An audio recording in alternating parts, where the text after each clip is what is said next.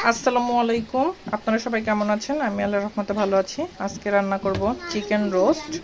এখানে আমি 1.5 কেজি ওজনের একটা মুরগি নিয়েছি। সোনালিগুলো এগুলোকে ভালোভাবে লবণ দিয়ে ম্যারিনেট করে 10 মিনিট রেখে দিতে হবে। রোস্টের জন্য মশলার উপকরণগুলো রেডি করতেছি। এখানে দিয়ে দিচ্ছি টক দই, দিয়ে দিচ্ছি আদা বাটা, দিচ্ছি অল্প পরিমাণ লবণ, কারণ আমি চিকেনের অনেকগুলো লবণ দিয়ে দিয়েছি। এখানে দিয়ে দিচ্ছি গুঁড়া মরিচ, দিয়ে দিচ্ছি জিরার গুঁড়ি, দিয়ে দিচ্ছি ধনিয়া গুঁড়ি, এখানে আরও দিয়ে দিচ্ছি রোস্টের মশলা,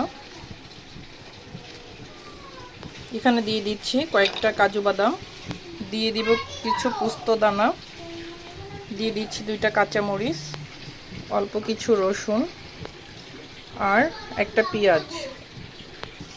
এখন সব উপকরণ একসাথে মিশিয়ে নিচ্ছি। এটাকে ভালোভাবে মিশিয়ে নিতে হবে। এভাবে আগের থেকে এভাবে তৈরি করলে তাহলে টক দইগুলো ফেটে যাওয়ার সম্ভাবনা কম থাকে, আর সরাসরি দিলে এগুলো ছানা ছানা হয়ে যায়। এখানে আমি 1 কাপের মতো পেঁয়াজ দিয়ে দিয়েছি। এখন তেলটা একটু পরিমাণে বেশি দিয়ে দিব। যে চিকেনগুলো ম্যারিনেট করে রাখছিলাম এগুলো এখন ভেজে নিচ্ছি। এখানে তেল দিয়ে দিচ্ছি চিকেনগুলো। যেহেতু মুরগির সাইজটা বড়, এই জন্য বড় হয়ে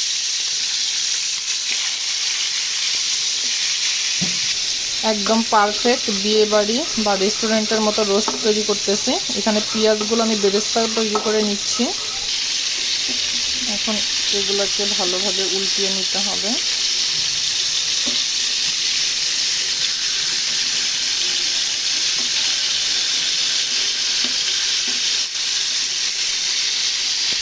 আসলে ক্যামেরা এক হাতে ধরছি তো এই জন্য হচ্ছিল না। এখন সবগুলো উল্টে দিয়েছি। পাশে আমার ব্রেস্তাগুলো প্রায় হয়ে গিয়েছে।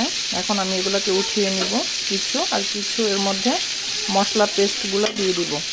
এখন আমি এদের পেস্টগুলো দিয়ে দিচ্ছি। এগুলোকে ভালোভাবে কষিয়ে নিতে হবে। এখানে আমি গুঁড়া দুধটা দিয়ে দিচ্ছি। আপনারা চাইলে এটা পানির সাথে গুলিয়েও দিতে পারেন।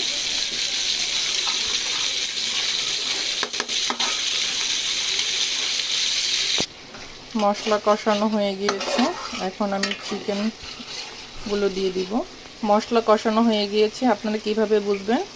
দেখছেন উপরে তেল তেল হয়ে যাবে। এখন আমি যে চিকেনগুলো দিয়ে দিচ্ছি।